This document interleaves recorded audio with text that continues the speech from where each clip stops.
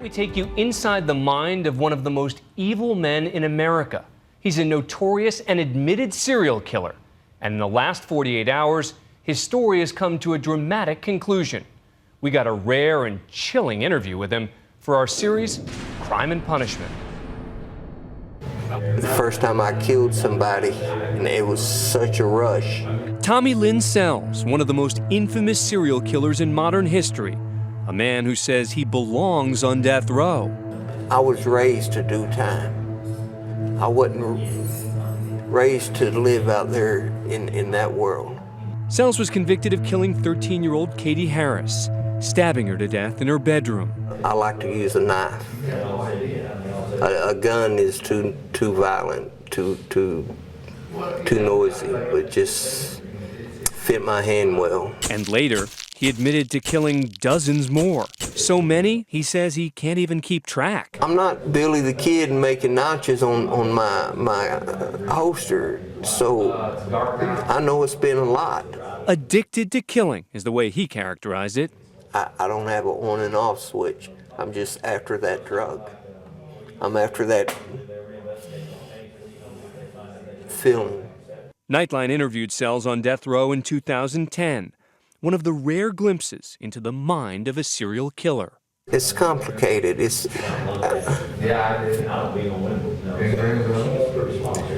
When people enter my life, they get hurt. Sells is directly linked to over a dozen murders. The drifter's vagrant lifestyle helped him elude police for nearly 15 years as victims turned up from coast to coast. When you look at me, you know what hate is, because I don't know what love is.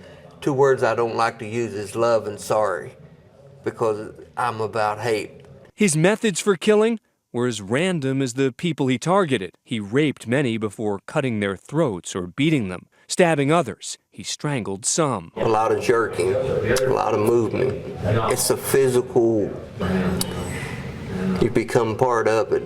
And described it all with seeming detachment from the horrors he caused. I don't have no feelings no more, no emotion, no. And no remorse. And I like to watch the eyes fade, the pupil fade. It's just like setting their soul free. We asked Sells what would happen if we said something that angered him. If we was in a fight and, get your head down in the concrete, then, so be it. But, well, what do you think happened? It cracks like a coconut.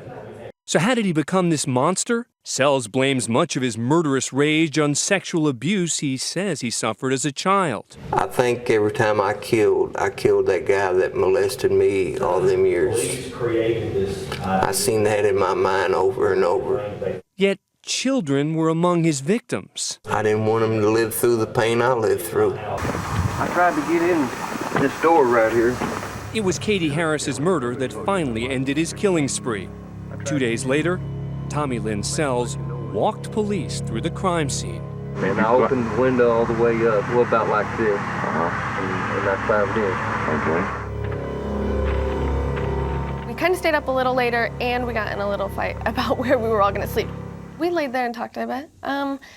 We talked about the time, like Britney Spears and NSYNC. Crystal Searles, 10 years old at the time, is one of his few survivors.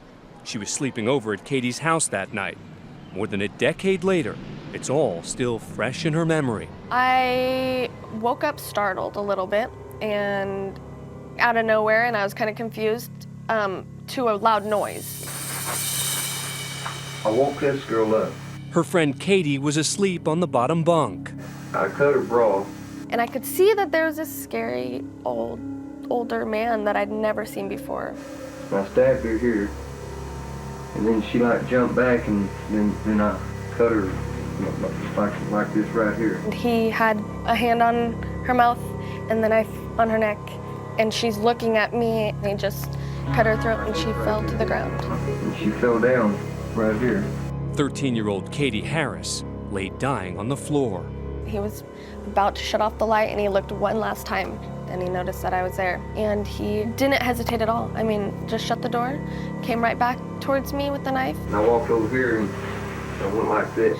The only thing that he said is, move your hands, because I had him up here, and he reached over the top bunk and cut my neck.